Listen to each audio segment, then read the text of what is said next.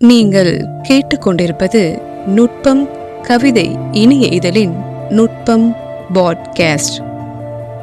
கவிதைகள் கவிதைக்காரன் இளங்கோ. வாசிப்பு ரேவா. கவிதையின் தலைப்பு என்னிடமிருந்தும் இல்லாமல். துயரம் அழுந்தும் போது தோள்கள் இலகி வாகாக ஒரு நினைவை தாங்கிக் கொள்கின்றன. நிபந்தனைகள் எதுவும் அவசியமாகவில்லை.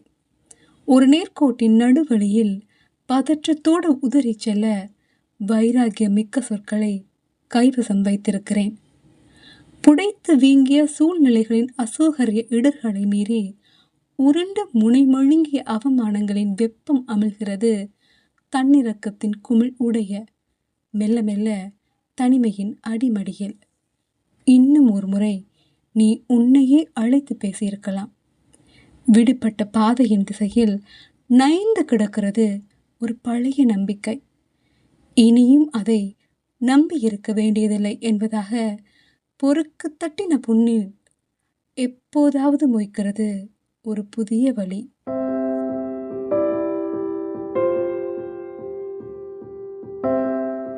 கவிதையின் தலைப்பு கடைசி வரையில் நீங்கள் நடத்தும் அத்துமீறலை கண்டுகொள்ளும் மூட் சுத்தமாய் கிடையாது.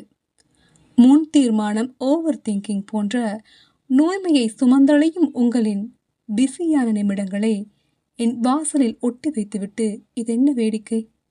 ஆல்ரெடி ஒப்பற்ற யோகியதையோடு மல்லு கட்டி அனுதினம் நிரூபித்து கொள்ள நெருக்கடி ரேகையொன்று முகம் முழுவதும் படர்ந்து வெம்பி வெடித்திடும் தருணம் பார்த்திருக்க முதலில் ஹாரன் அடிப்பதை நிறுத்துங்கள் சகோ.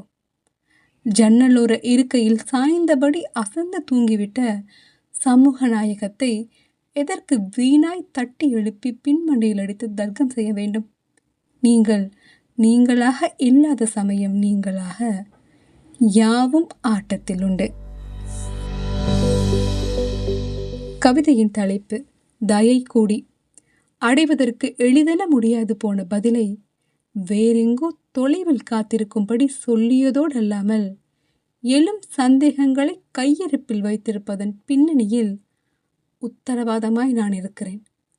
ஒவ்வொரு சந்திப்பின் போதும் உன்னிடம் வெவ்வேறு வடிவத்தில் பொய்யை வார்த்து கொடுத்திருக்கிறேன்.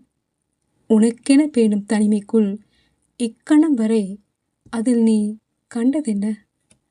மாயையை தொடுகின்ற கனவு விவரிப்பின் மறுதளிப்போடு அகாலங்களில் நாம் புதிய நடைபயின்றோம்.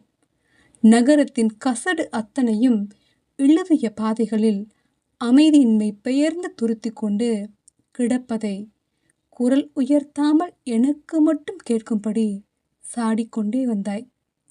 இதுவரையிலான அர்த்தத்தை நெம்பி புரட்டும் போதெல்லாம் பரஸ்பரம் அங்கீகரித்துவிட்ட உறவின் மென்மையில் நம்மிடையே ஓர் உரசல் உகுத்து அனல் பரவுவதாகவும் சொல்லியிருந்தாய். ஒப்புக்கொள்வதை தவிர எனக்கு வேறு வழி இல்லை என்றுதான் உனக்கு எழுதியிருந்தேன். அதற்கும் ஒரு பதிலை இப்போது நீ யோசித்துக் கொண்டிருக்கிறாயா என்ன? கவிதையின் தலைப்பு உள்முகமற்று வெளியேறி. பற்றி கொண்டிருக்கும் கை சூட்டில் மிருதுவாகி குலைகிறது பொழுது. அபகரித்து விட்டு பறந்து கொண்டிருக்கும் ரோதனையின் கூர் நகங்கள் விடப்போவதில்லை சற்று முன் நம்மிடம் இருந்த நிம்மதியை.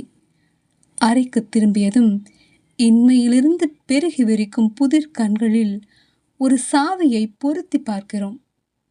முணுமுணுத்தபடி திறந்து கொள்கிறது இரவு.